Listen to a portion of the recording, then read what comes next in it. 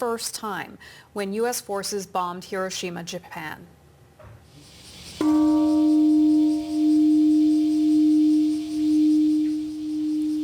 The peace bell rang out in Hiroshima today to honor the victims.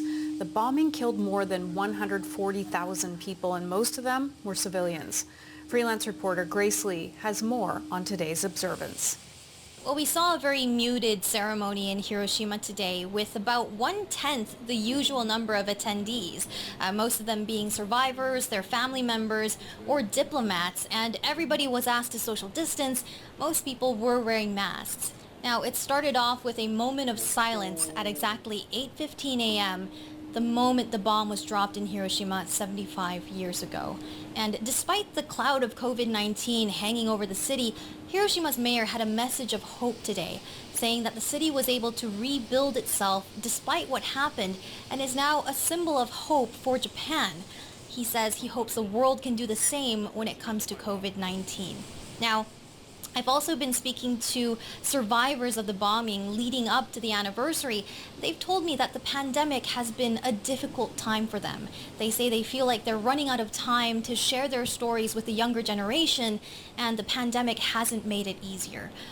One survivor in particular told me that seeing the victims of COVID-19 was traumatizing for her because it brought her right back to Hiroshima 75 years ago.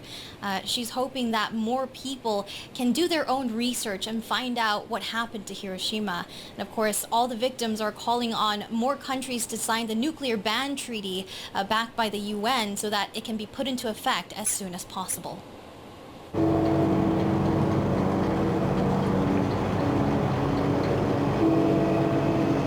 Canada also marked the anniversary of Hiroshima. The bell on the Peace Tower on Parliament Hill rang 75 times at 8:15 a.m., the same time the bomb fell on Hiroshima. About 3,000 survivors live outside of Japan, and some of them are in Canada.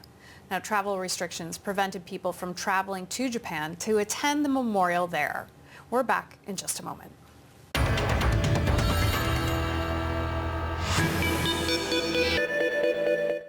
Toronto, and moments from now at 1 Eastern, Ontario Premier Doug Ford and members of his government will provide an update on the province's response to COVID-19. My colleague Andrew Nichols will have all of those details. This is CBC News Network.